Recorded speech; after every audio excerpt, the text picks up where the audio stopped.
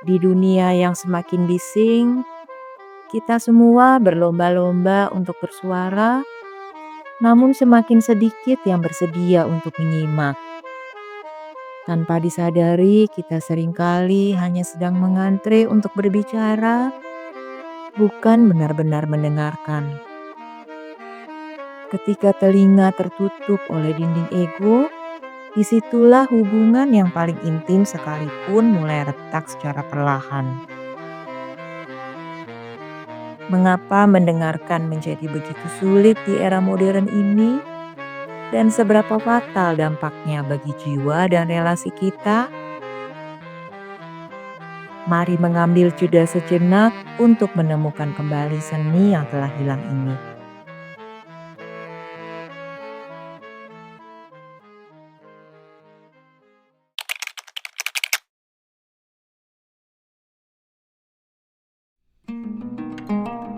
Kehidupan modern adalah sebuah orkestra kebisingan yang tidak pernah berhenti sedikit pun. Dari saat mata terbuka hingga kembali terpejam, manusia dibombardir oleh ribuan stimulasi suara, notifikasi digital, dan tuntutan informasi yang memaksa otak untuk terus bekerja di permukaan. Kondisi ini menciptakan sebuah filter mental yang sangat tebal, di mana kapasitas untuk benar-benar menyerap makna menjadi sangat terbatas. Akibatnya telinga hanya berfungsi sebagai alat pemilah informasi yang dianggap penting bagi diri sendiri, sementara pesan-pesan yang lebih subtil dan emosional seringkali terbuang begitu saja ke dalam tempat sampah kesadaran. Pudarnya kemampuan mendengar sejati berakar pada hilangnya ruang keheningan di dalam batin setiap individu. Ketika pikiran selalu penuh dengan rencana, kecemasan, dan konsumsi konten yang dangkal, maka tidak ada lagi tempat yang tersisa untuk menampung suara orang lain secara utuh. Keheningan batin yang seharusnya menjadi cermin untuk memantulkan emosi lawan bicara, kini telah tertutup oleh riak-riak kegelisahan yang konstan.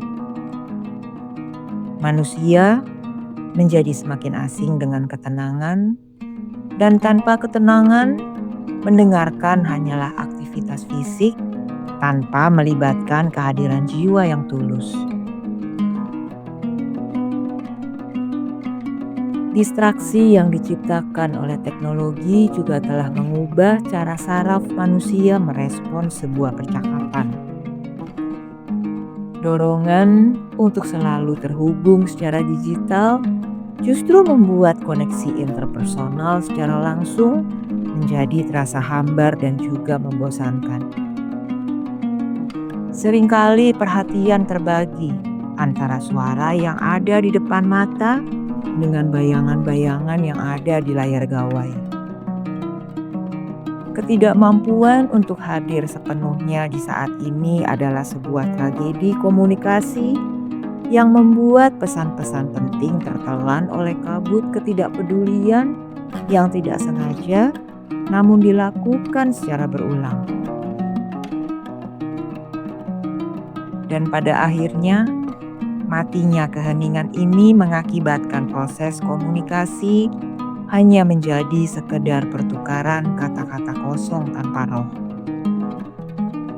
Orang berbicara untuk mengisi kesunyian yang menakutkan, bukan untuk membagikan keberadaan mereka yang paling dalam. Dan ketika kemampuan untuk mendengar tidak terucapkan mulai memudar, esensi kemanusiaan pun ikut terkikis. Kita menjadi sekumpulan individu yang berteriak di tengah kerumunan, namun tidak ada satupun yang benar-benar memahami apa yang sedang diteriakkan oleh orang di sebelahnya.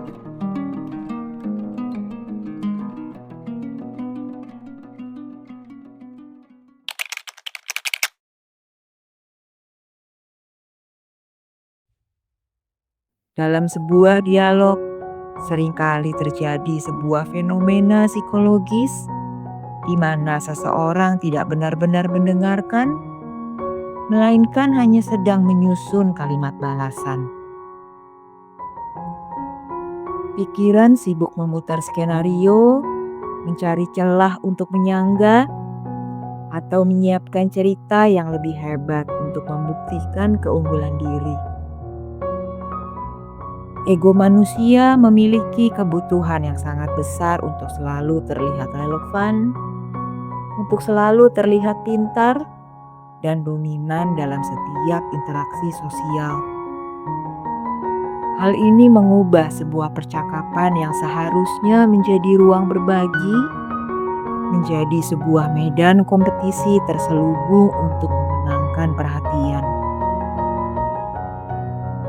Perangkap ego ini membuat seseorang menjadi sangat selektif dalam menangkap informasi yang sesuai dengan prasangka atau sesuai dengan kepentingan pribadinya. Jika kata-kata lawan bicara tidak memberikan validasi terhadap ego, maka secara otomatis telinga akan menutup dan pikiran mulai mengembara. Ada sebuah keengganan batiniah untuk mengakui bahwa perspektif orang lain mungkin memiliki nilai yang sama pentingnya dengan perspektif sendiri.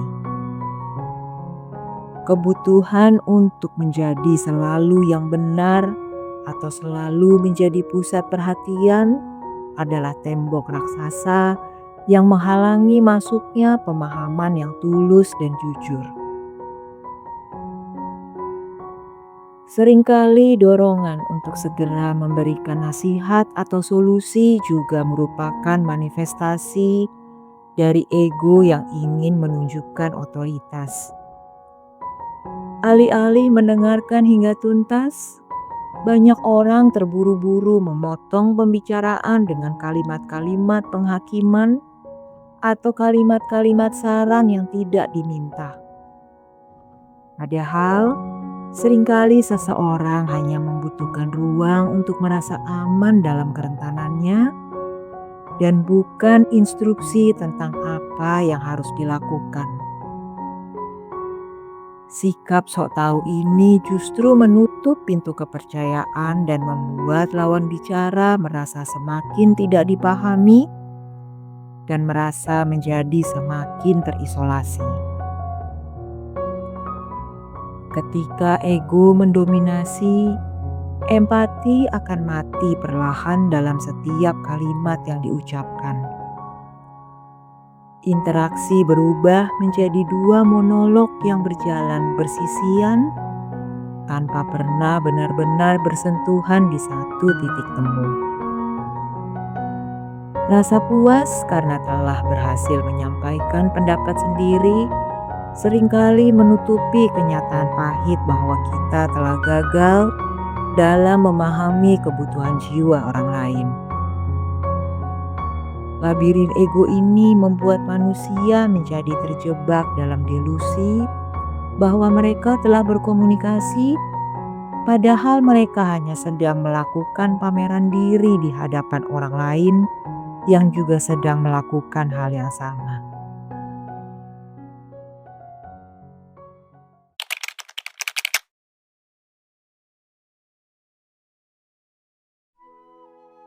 Ketidakmampuan untuk mendengarkan secara mendalam membawa konsekuensi yang sangat merusak bagi fondasi hubungan antar manusia.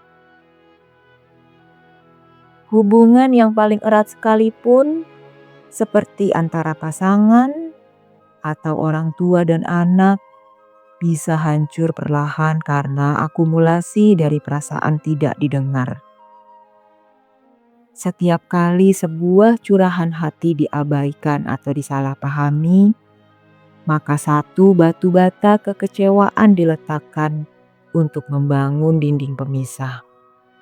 Keintiman emosional tidak bisa bertahan dalam suasana di mana setiap individu merasa bahwa suara mereka hanyalah angin lalu yang tidak memiliki bobot.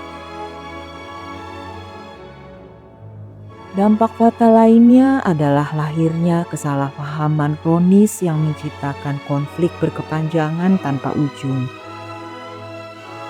Banyak perselisihan besar bermula dari hal-hal kecil yang gagal disimak dengan baik, yang kemudian membengkak menjadi asumsi-asumsi liar yang menyakitkan. Tanpa adanya klarifikasi yang jujur lewat proses mendengar, setiap pihak akan mulai membangun narasi negatif mengenai pihak lain di dalam kepalanya sendiri.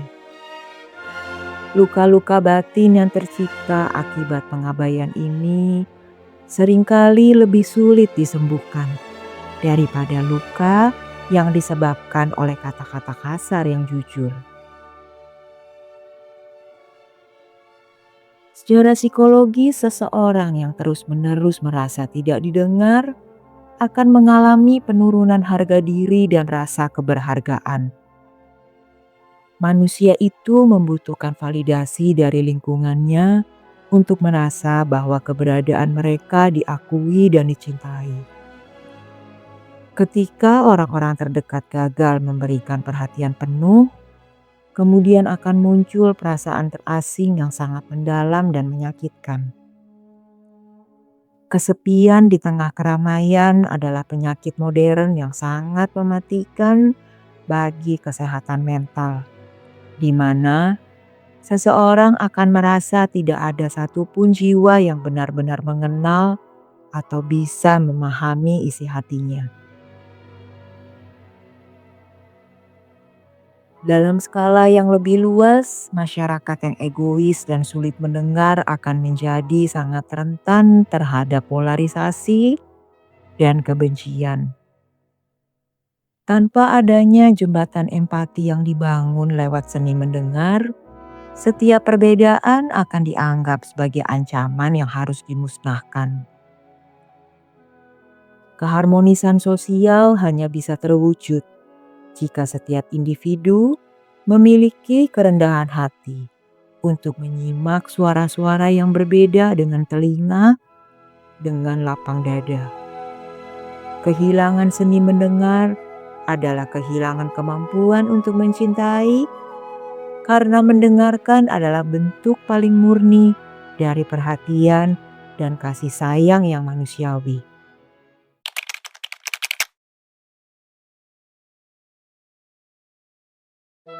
Memulihkan seni mendengar yang telah hilang menuntut sebuah disiplin batin untuk melatih kehadiran yang utuh dalam setiap momen.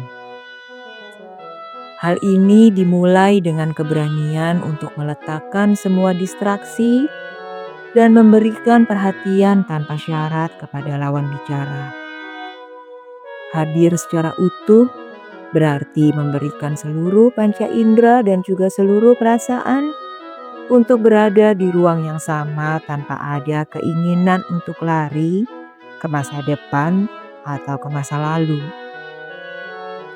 Kehadiran semacam ini adalah sebuah hadiah yang sangat berharga di zaman sekarang. Sebuah bentuk penghormatan yang sangat mendalam bagi martabat sesama manusia.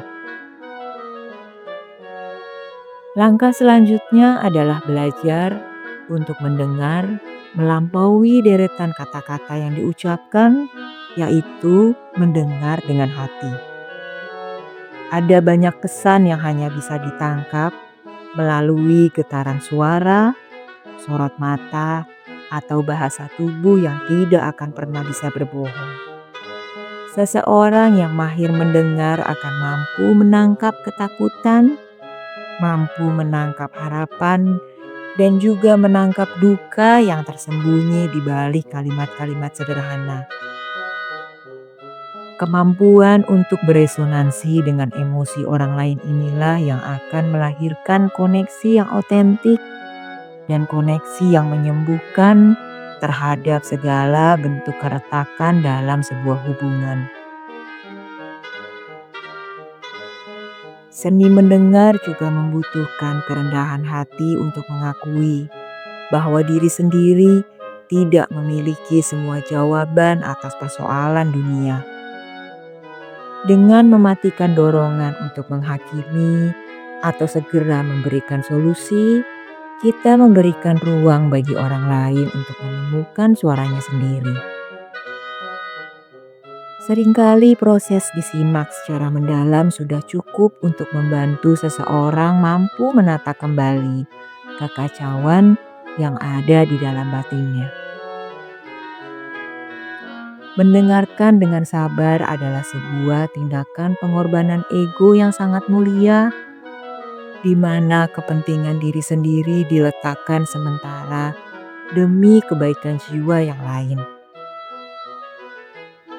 Pada akhirnya, menghidupkan kembali seni mendengar adalah investasi terbaik untuk masa depan kemanusiaan dan juga masa depan kebahagiaan pribadi. Ketika setiap orang mulai belajar untuk menyimak kembali, kehangatan yang hilang akan mulai mengalir kembali ke dalam rumah-rumah dan juga ke lingkungan sekitar. Hubungan yang tadinya terasa asing akan kembali menemukan kedalamannya, dan kesepian yang akan perlahan memudar akan digantikan oleh rasa saling memiliki yang tulus. Melalui jalan pendengaran inilah kita semua dapat kembali pulang pada hakikat diri sebagai makhluk yang diciptakan untuk saling memahami dan juga saling mencintai.